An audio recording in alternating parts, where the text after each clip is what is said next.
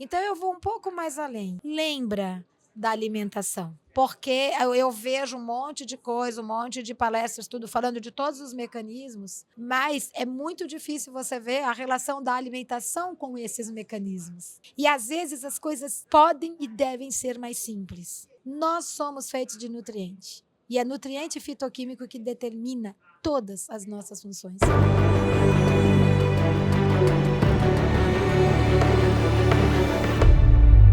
Olá, eu me chamo Mariana Queiroz e nós estamos aqui no Pod Science, o podcast do Grupo Longevidade Saudável, onde a ciência e a prática clínica se encontram e nos ajudam a entender de outra forma a saúde e a longevidade.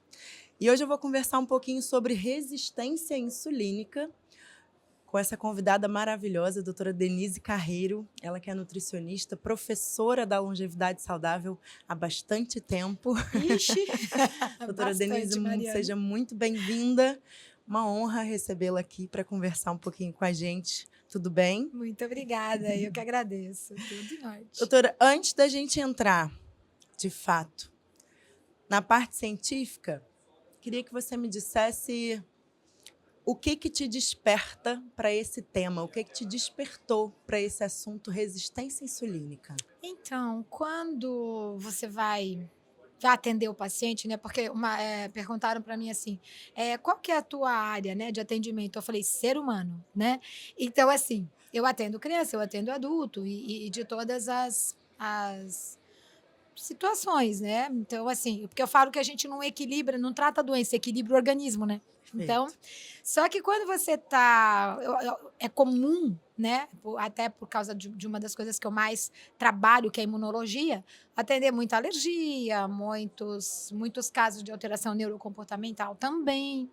Só que o que você vai percebendo no organismo da pessoa? Quando a pessoa chega para falar com você, é muito comum resistência à insulina. É extremamente comum. Entendeu? Por exemplo, eu atendo muito fertilidade.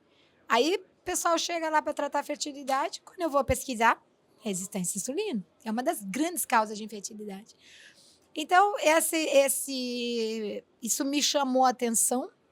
E mais do que nunca, o que me chamou a atenção foi que quando você corrigia a alimentação, equilibrava o organismo, e uma coisa bem importante aí no caso, e a pessoa não era uma pessoa sedentária, ia indo tudo para o lugar. Tudo ia melhorando. Sem precisar de droga, sem precisar. Eu tenho paciente que, né, 4, 5 meses, quando volta, aquele colesterol que era o inferno, volta tudo para o lugar. E assim, sem remédio, sem nada. Reequilibrando o organismo, recuperando função. Entendeu?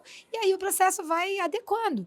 Então, mais do que nunca, me chamou a atenção, até porque eu tenho um livro sobre isso, né? Que é a abordagem nutricional na resistência à insulina, de focar um pouquinho mais nisso. Gente, olha só, todo esse desequilíbrio está sendo consequência dessa má alimentação, desse processo onde o pessoal acha que comer ultraprocessado é normal, né? E quem não come ultraprocessado é esquisito. Você teve uma inversão de valores. Exatamente. Teve uma inversão de é valores. É chatinho, né? Quem Ai, come credo. certo é chatinho. Ecochato, né? Natureba. Não, cara, eu só tô comendo comida que a natureza deu, é só isso, entendeu? Mas teve uma inversão de valores absurda, né? A gente vê hoje, acredito que, assim, já passei por isso com familiares, inclusive, de profissionais que analisam muito a glicose, pedem exame de glicose, né, e se concentram muito nesse índice, e até para dizer assim, não, você não é diabético, você não tem problemas, e a insulina fica esquecida, né? Você percebe isso também, que ainda há uma Acabei de receber essa pergunta na hora que eu estava saindo da palestra. Por que a gente faz avaliação e a insulina de jejum tá normal, né? E você vê a pessoa com... Porque a insulina de jejum mostra ação do fígado. A glicose de jejum mostra ação do fígado. Não está mostrando ação pancreática. A ação pancreática é principalmente pós-prandial. Então, de uma maneira geral, e outro conceito errado, resistência à insulina causa diabetes. Resistência à insulina causa obesidade. Sim, quem tem obesidade tem resistência à insulina. Quem tem diabetes tipo 2 tem resistência à insulina. Mas quem tem resistência à insulina pode nunca engordar e nunca ter diabetes. Perfeito. Tá? Então, existem vários sinais e sintomas que a gente pode ter em função de uma resistência à insulina muito mais amplo do que é colocado aí. E por quê? Porque a insulina tem uma ação que a gente chama de pleiotrópica, é uma ação em diversos órgãos e sistemas, né? Então, ela não é... Quando você fala da glicose, você está falando de uma ação da insulina no músculo e no tecido gorduroso. Então, a resistência à insulina, ela vai dificultar a entrada da glicose no músculo e no tecido gorduroso. E, por isso, ela pode estar associada, né, com aumento de glicemia, com aumento de gordura e tal. Mas a ação da insulina é muito mais abrangente. E quando você tem uma resistência à insulina e essa resistência celular não está deixando a glicose entrar na célula, essa glicose começa a ficar no sangue mais do que é o normal para a pessoa, mesmo que esteja longe de uma diabetes. Só que essa glicose a mais, ela faz o organismo tentar compensar isso aumentando a insulina. E quando ela aumenta a insulina, o organismo aumenta a insulina, o receptor tende a se fechar para não dar um colapso. Ou seja, aumenta a insulina, piora a resistência à insulina. Só que a insulina, quando ela está alta, ela pode no rim reter sódio, dar inchaço ou hipertensão. Ela pode eliminar cálcio, favorecer microcalcificações. Ela pode reter o ácido úrico, aumentar o ácido úrico no sangue. Ela pode ativar a enzima que produz o colesterol, em geral aumenta o LDL. Mas também pode dificultar o aumento do HDL. A insulina pode fazer você ativar vias que aumentam o triglicérides. E ela pode desregular o eixo que a gente chama de hipotálamo, hipófise gonadal. O que é isso? É a hora que a insulina desequilibra os hormônios feminino e masculino. Então, tanto para homem como para mulher, pode dar pele oleosa no rosto, cabelo oleoso, acne, espinho, oleosidade em peito, costas. Mas para a mulher ainda pode causar ovário policístico, alteração de menstruação, mioma, endometriose, endometrite, que é uma inflamação do endométrio, pode causar infertilidade, pode causar aumento nos sintomas de TPM e aumento nos sintomas de menopausa. Né? Então a pessoa, ai doutora, porque na menopausa tudo aconteceu. Eu olho assim, todas as características da resistência à insulina. E a pessoa que raramente não tem essa resistência à insulina são aquelas pessoas que falam, nossa doutora, para mim a menopausa ó, passou batido. Por quê? Senti nada. A resistência à insulina ela piora demais a regulação hormonal. Então favorece o aumento dos sintomas aí nessa pós-menopausa, porque é natural diminuir a produção de alguns hormônios. Então, de uma maneira geral, você fala assim, bom, aí existe a modulação hormonal. Bárbaro. Mas primeiro eu tenho que mudar as causas que estão levando a esse processo. Porque são causas que são... O processo que leva à resistência à insulina é aumento de citocina inflamatória, né? Processo inflamatório crônico é estresse oxidativo, é disfunção mitocondrial, é alteração da microbiota saudável, é dificuldade de eliminar toxina.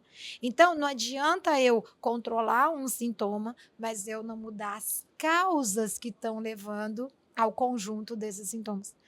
Então, dentro desse processo, volta para a alimentação, né? Com certeza. Volta para a alimentação. E aí vai atividade física. E a gente sabe que é todo o processo que envolve estilo de vida. Mas sabe o que eu costumo falar, Marina? Para você ter o efeito de uma atividade física, você tem que estar bem nutrido. Para você dormir melhor, você tem que estar bem nutrido. Para você lidar melhor com o estresse, você tem que estar bem nutrido. Então, a alimentação, ela permeia tudo isso. Ela é base para que todo esse processo aconteça. Né? E o que a gente tem que você diria que pode ser assim básico para tratar, manejar essa resistência insulínica no nosso dia a dia? Então, a primeira coisa é olhar para essa alimentação, pensando na alimentação, né? A gente falou que tem todos os outros fatores, mas pensando na alimentação, em geral, avaliar na alimentação da pessoa o que está aumentando o processo inflamatório, o que está causando uma disbiose, tá? Então, normalmente, você vai ter proteínas de difícil digestão, as proteínas mais difíceis de digerir, leite de vaca, glúten, soja, amendoim. Só que o leite de vaca, além de ter proteínas de dificílima digestão, ele tem uma quantidade de aminoácidos considerados mais insulinogênicos que existe, tá? Então, você tirar, em primeiro lugar, eu falaria para tirar o leite de vaca, sem dúvida nenhuma. E eu concentro 10 vezes no queijo e 6 vezes no iogurte. Então, não adianta tirar leite e continuar com o queijo e com o iogurte. Falo que a única coisa boa do leite aí é a manteiga. Então, tirar os alimentos inflamatórios. Esses são clássicos, mas para as pessoas pode existir uma individualidade. Então, tem que avaliar nessa individualidade. Agora, tirar, em primeiro lugar, ultraprocessado. É a história que o Murilo fala, né? Do descasca, mas desembala menos, né? Então, tirar ultraprocessado. Aditivos químicos, eles são causadores de resistência à insulina, de disbiose, de inibição de energia para o cérebro e para o músculo. Então, eles são causadores de inúmeros processos. Tá? E nós temos um guia alimentar do Brasil desde 2014 que fala não coma ultraprocessado. É um guia que recebeu prêmio no mundo todo e não é conhecido no Brasil. Né? Então, eu acho que, e assim, açúcar. Tirar o que pode estar inflamando e pode estar agredindo, sim. Mas o que é mais importante ainda é comer o que faz funcionar. Tá? Então, aí entra o legume, a verdura, a fruta, os cereais integrais, o grupo do arroz, do feijão, né? Pouca proteína de origem animal, ao contrário do que estão apregoando. Cuidado com o excesso de proteína de origem animal. Ela altera o intestino, porque a proteína mal digerida é alimento de fungos e más bactérias. Se tem excesso de proteína, o organismo pode não dar conta de digerir. Né? Proteína mal digerida os metabólitos das proteínas acidificam o sangue, sobrecarregam o fígado, sobrecarregam o rim. Né? Então, esse excesso de proteína está sendo uma das grandes causas de problema. E mais, o pessoal ainda acha que proteína é a origem animal. Eles não têm ideia que aminoácido de origem vegetal é igual a aminoácido de origem animal. É igual, é o mesmo. Então, se você equilibra os alimentos de origem vegetal, você vai ter proteína da mesma maneira, senão não teria vegano campeão olímpico, certo? Agora, não adianta ser vegano que não come vegetal, vegetariano que não come salada. Então, a gente tem muitas vezes uma deturpação do que é, né? Essa alimentação saudável. O ideal é sempre a gente pensar na alimentação do tempo da vovó mesmo. É aquela alimentação bem básica, arroz, feijão, carninha, legume, verdura e fruta. Tá? Eu sempre oriento 5, 6 frutas ao dia. E a gordura para cozinhar? Porque isso também azeite extra virgem sempre. Tá? Né? O azeite extra virgem é sempre o que tem de melhor. Todas as gorduras, as populações mais longevas do mundo, se você for avaliar, todas cozinham com azeite extra virgem. Eu cozinho com azeite. Estou feliz agora. Mas tem todo o resto para eu corrigir. Só um detalhe. Já tá bom. Simples. Doutora, é o seguinte. O que você acredita? Porque, assim, meu paciente tem insulina normal. O que é essa insulina normal diante desse cenário que você já explicou aí de uma pessoa que está vivendo dessa forma, comendo ultraprocessados, está sedentária e tal? Primeiro que é possível ela ter uma insulina normal? Eu acho que a gente questiona até o que é o normal. Exato. Né?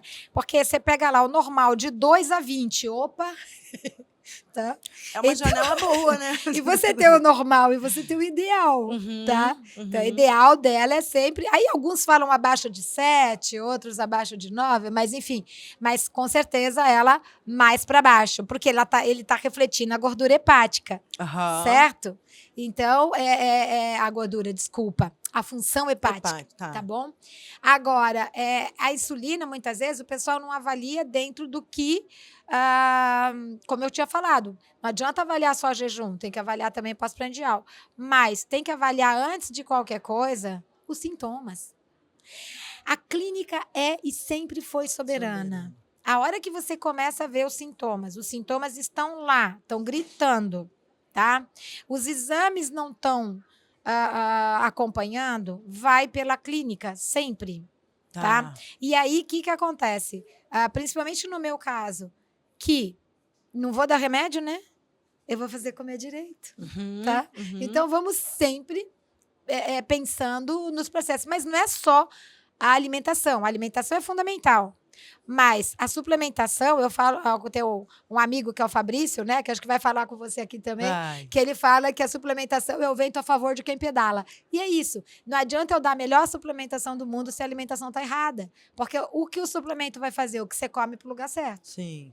Então, e suplementação, muitas vezes, a gente percebe, de acordo com o organismo, eles podem ter necessidades aumentadas de determinados nutrientes que determinam, por exemplo, uma função da insulina. Então, ou a pessoa já está comendo e não consegue absorver, ou a demanda é alta, ou ela necessita de mais do nutriente para fazer o efeito que para o vizinho já faz com menos. É a tal da individualidade bioquímica. Então, é importante avaliar a alimentação, importante acertar e controlar a suplementação para que ela seja assertiva e equilibrada, e sempre estimular a atividade física, sempre estimular estratégias para lidar melhor com os problemas, né? Porque são Que o fatores estresse que está relacionado a quase isso, ninguém né? estressado, né, Maria? Ninguém. Hoje em Nada. dia, a vida Quase é tão ninguém calma. estressado. É verdade, a vida é muito calma. E nesses casos em que essa resistência insulínica precede um diabetes, talvez tenha a ver com uma predisposição desse paciente? Por um longo período que ela foi ignorada, o organismo dando Esse longo sintoma. período é o quê, mais ou menos? É muito individual, tá? Mas você pode pensar, às vezes, em até 10 anos ou mais. O organismo, Então, talvez você se pega tivesse a menina, sido tratada essa resistência insulínica, essa você pega diabetes não aquela tinha vindo. mulher que, quando era menina, teve menarca precoce. Então, Já é um ela indicativo. é um indicativo muito grande. Perfeito. Menarca precoce é resistência à insulina, tá? Aí você teve aquela menina que é magrinha, mas teve menarca precoce e tem pele oleosa do rosto, cabelo oleoso, acne, espinha e fica tomando Roacutan, tá? Aham. E não muda a resistência à insulina. Aí depois fica mais velha, começa a dar uma alteraçãozinha num exame ou outro. Ah, não, mas está normal. Ou seja, o organismo vai dando pistas, né? E a gente vai ignorando, né? Ou vai controlando pelo sintoma. Chega uma hora que o potinho transborda, né? Aí você ouve assim, e de repente comecei a ter diabetes. E de repente comecei a ter De hipertensão. repente, dormi bem, acordei. Minha menina, foi de repente. Pode ter certeza que não. Tá? Tanto a resistência à insulina como o processo autoimune, né? Eu estou lançando um livro de espectro autoimune, onde a gente fala muito isso. O organismo dá pistas por anos e anos. Tá? E aí, de repente, né, tudo aconteceu. De repente Não é é. só o diagnóstico, Por né? isso É a só a gente palavra final, né? começa a ouvir o paciente, ver o que ele está falando, o que ele está colocando. Só que, às vezes, ele não tem noção daquilo. Eu tenho, às vezes, paciente que vai lá para tratar o estômago e eu vejo que ele está lá, com a perna agitada. Eu pergunto uma coisa, ele responde outra. Eu falei, epa, esse cara tem um belo de um TDAH. Aham. Então, só que foi lá para tratar o estômago. Só que é tal história, a gente não vai tratar o estômago, a gente vai equilibrar o organismo de quem tem problema no estômago. E aí, de repente, doutor, a minha perna parou parei de ter perna irrequieta. Olha que coincidência. Tá? Que é aquele que balança a perninha, É. assim? É. Então, você vai tirar o glúten ou tirar o leite para melhorar o estômago e a causa da perna irrequieta. E aí começa a melhorar tudo. Por isso que eu falo que na nutrição você atira no que vê, acerta no que não vê. Aham, Né? aham. Porque o negócio é equilibrar o organismo. E aí até eu recebi aqui também Murilo Pereira, né, que falou sobre, porque a gente fala muito sobre nós sermos o que comemos. E aí ele falou, olha, não somos, né? Somos o que comemos, mastigamos, digerimos, engolimos, absorvemos, né? Tem todas Eu essas acho que o resumo disso é o seguinte: você é o que você come? Não, você é o que se absorve do que comeu. Entendeu? Porque se a gente renova em torno de 50 milhões de células aproximadamente todos os dias, essas células são renovadas a partir do que a gente absorve. Então, todas as funções e estruturas, elas vão ser dependentes desse processo, para o bem ou para o mal. Qual é a matéria-prima que você está pondo dentro do organismo? Ela vai definir a tua função e a tua estrutura. E aí essa resistência insulínica, então, muito além de diabetes, ela está por trás, pode estar por Vários trás fatores. de doenças crônicas, outras doenças crônicas, autoimunes, câncer também entra aí, geralmente. Opa, porque a própria resistência à insulina, quando tem um aumento de insulina, ela aumenta a atividade tanto do emitor como uma outra via chamada McERK, que aumenta a proliferação aumenta a proliferação celular e dificulta a eliminação dessas células. Então, ela vai levar um processo que a gente chama de... vai diminuir um processo chamado autofagia, que é necessário para eliminar essas células. Então, ele aumenta a senescência celular. Célula senescente é o que mais provoca processo inflamatório. Mas, a hora que ativa a via do mTOR, que ele vai aumentar a produção e a proliferação de proteína, num processo desequilibrado. Por que desequilibrado? Porque este mesmo processo inibe uma substância chamada, um fator de transcrição chamado NRF2, que tem ação antioxidante, anti-inflamatória e que aumenta a eliminação de toxinas do organismo. E aí a gente pensa que mais de 90% das substâncias mutagênicas só se tornam mutagênicas quando passam pela fase 1 de detoxificação.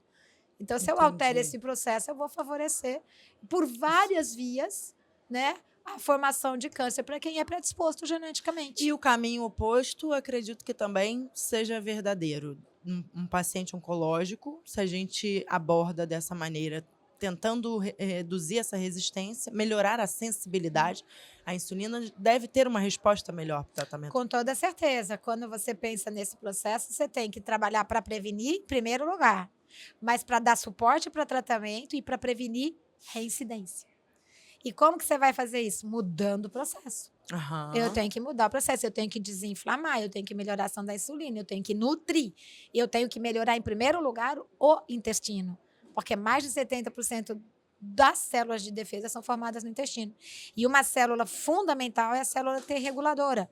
Treg, que a gente chama Treg FOXP3, essa célula tolerogênica. Essa célula, ela vai controlar as respostas imunológicas. Então, ela aumenta a tolerância a agressores, ela aumenta o controle da magnitude contra agressores e evita autoanticorpo. Por isso, quando eu quero trabalhar com qualquer processo imunológico, o primeiro fator é aumentar as células Treg. Né? Eu falo que eu escrevo isso desde um dos primeiros livros, logo depois que saiu, né, esse entendimento aí, que foi em 2009, sobre um pesquisador, que é o Sakaguchi e colaboradores, né, que eu sempre ponho Sakaguchi e colaboradores. Mas os colaboradores ganharam, junto com o Sakaguchi, o prêmio Nobel desse ano, por descobrir as células Treg FOXP3. Então, eu falo, tá aí, lindo, porque isso, quando eu vi esses estudos, foi o que me chamou a atenção. Eu falei, esse é o caminho, né, para você conseguir trabalhar e reverter esses processos todos. Mas, de novo, vai passar pela nutrição, não tem jeito. Vai. Entendeu? E o médico precisa entender isso, mas assim, eu acho que também tem uma lacuna desse conhecimento no meio da nutrição, tanto da medicina quanto da nutrição. Bem grande. Né? É uma lacuna bem grande. Eu vejo assim, às vezes a gente... tem a questão da clínica soberana, como você já pontuou, mas esse exame, de fato, raramente é pedido. A grande maioria não pede. Nem na medicina, nem da nutrição. É muito interessante isso, mas... E a gente se baseia na fisiologia básica. Fisiologia, não é crença, religião, nem filosofia, entendeu? Nem seita. Sim. É fisiologia. Simpatia ou qualquer coisa do Com tipo, certeza. Né? E aí eu acho que, assim, você acredita que haja uma limitação, para alguns que já passaram a olhar um pouco mais para a insulina, ainda há uma limitação, porque assim, eu vou falar aqui bem no meu linguajar de leiga, tá? Ela como ali o transportador da glicose e as pessoas entendendo glicose apenas como açúcar. A maior parte das pessoas enxerga assim. Sim. E até entendendo já também que o carboidrato é essa glicose. Que é o vilão. Tá muito além Carbofobia. disso, né? Pois é. Tá muito além disso, né? Não com certeza. Nossa, sem dúvida nenhuma. Então, e é essa falta de entendimento da fisiologia. Ou seja, né, o alimento, quando você começa a perceber o pessoal com um pouco essa carbofobia, o carboidrato adequado, seguro, né, que é da comida de verdade, ele é a maior fonte de energia do cérebro, né? Ele vai alimentar um muco protetor que mantém a microbiota saudável. Ele vai dar base para a proteína ser usada no lugar certo. Ele vai regular todo o metabolismo. Tá? Então, o problema não é o carboidrato, é o excesso de carboidrato, é o excesso de ultraprocessado e é a falta de defesa. E um carboidrato de má qualidade aí, né? Porque esse carboidrato não é o pão, né? Não é o pãozinho, o bolinho, o biscoito, né? Esse carboidrato que a gente está falando. Normalmente a gente vai se preocupar com a comida que a natureza deu, né? Então, você pega o arroz, a batata doce, a mandioca, a mandioquinha, o cará, o inhame, você tem até coisas que não são muito do Brasil, mas que hoje são muito utilizadas aqui, fantásticas, como quinoa, amaranto. Então, a gente tem... E o grupo do feijão, que é um grupo fantástico, né? E ele é a base... O grupo do feijão, não se sabe nem como classificar ele, se é carboidrato ou proteína. Porque ele é rico nos Pois dois. já vi os dois, Ele é rico exatamente. nos dois, é. E aí, então, olha só. A gente em casa, eu na minha casa, o que eu posso observar em mim para tentar entender se eu estou passando por um processo de resistência insulínica ou não? Apesar de você já ter dito que é raro não estarmos, né? Principalmente com esses sintomas que a gente tinha falado, né? Então, pode ter aumento de peso? Pode. Pode não ter aumento de peso e só ter aumento de gordura localizada? E quando a insulina age no ovário, mais associada a problema de circulação, é comum gordura em braço, quadril e coxa também. Pode ter alteração de glicemia? Pode, mas pode não ter isso. E pode ter alteração, pode ter dislipidemia, né? Alteração de colesterol, de triglicéridos, de ácido úrico, retenção de sódio, inchaços, pode ter desregulação hormonal. Então, tem vários sintomas, né, que podem estar relacionados. E pensando no processo de longevidade, a resistência à insulina periférica, ela está relacionada com a resistência à insulina cerebral. E por isso que o pessoal relaciona, muitos relacionam Alzheimer como diabetes tipo 3, exatamente. É importante melhoração da insulina, viu, meu bem? Muito. Tá bom. Doutora Denise, deixa eu te pedir uma coisa para a gente... Gostaria de ficar aqui nessa conversa, porque com certeza eu sofro de resistência insulínica. Mas se você pudesse dizer para os nossos médicos que nos assistem, passar uma mensagem sobre insulina ou sobre resistência insulínica, algo que eles precisassem observar com um pouquinho mais de atenção, o que você diria? Olha, até como a gente falou, é tão amplo, né? Mas o que eu acho é o seguinte: a hora que você avalia sinais e sintomas do paciente, eu falo que o organismo não mostra, ele grita. É muito difícil quando eu realmente pegar o paciente, avaliar os sinais e sintomas, eu nunca vou encontrar sintomas isolados. Eles sempre estão em conjunto. Então, é isso. Presta atenção, olha para o paciente, ouve ele. Porque muitas vezes eles chegam para mim e falam muito isso mesmo, doutora. Eu falei isso, mas não me ouviram. Eu falei isso, mas não. Né? Agora, é a tal história. A gente está num local aqui que você já tem profissionais diferenciados, né? Sim. Já são profissionais que já têm todo esse processo. Então, eu vou um pouco mais além, tá? Lembra da alimentação. Porque eu vejo um monte de coisa, um monte de palestras, tudo falando de todos os mecanismos, e que é isso, tem que mostrar todos os mecanismos. Mas é muito difícil você ver a relação da alimentação com esses mecanismos. Né? E, às vezes, as coisas podem e devem ser mais simples. Tá? Eu atendi uma criança autista que estava praticamente com um quadro de diabetes tipo 1. Em 2 meses que eu mudei a alimentação da criança, a criança foi para a normalidade. E ele tomava 4 medicamentos, está sem nenhum medicamento e foi tudo para a normalidade. Só mudando a alimentação. Nós somos feitos de nutriente. E é nutriente fitoquímico que determina todas as nossas funções. Então, não dá para mim pensar lá na frente sem pensar no básico. Tá? É isso. Tá Denise, bom? muito obrigada Eu que por agradeço. dividir com a gente esse conhecimento todo, que eu não sei nem explicar quanto, mas eu escuto muito de você dentro da longevidade, quanto você é referência, do quanto você é incrível. Não é à toa que você está lá há tanto tempo. Muito obrigada, foi uma honra conversar com você um pouquinho. Eu que agradeço. Muito obrigada mesmo. Obrigada eu, querida. Tudo de bom. Gente, lembrando, mais uma vez, saúde não é só não ter doenças. Cuidar da saúde não é só ajustar um ou outro sintominha com um remedinho, né? Tem muito mais coisa envolvida nisso. Longevidade não é só viver mais, é viver bem. Com qualidade. Viver com qualidade. A gente faz isso com ciência, com consciência, com propósito, com bons acompanhamentos profissionais, né? Com bons profissionais nos acompanhando. E é possível viver muito bem, né? É Com possível, certeza. às vezes, como ela disse, de forma muito simples. Parece certeza. complexo, mas às vezes Não é é. muito simples. E se você ainda não nos segue no YouTube e no Spotify, faça isso, inscreva-se para que você não perca mais nenhum episódio do Pod Science.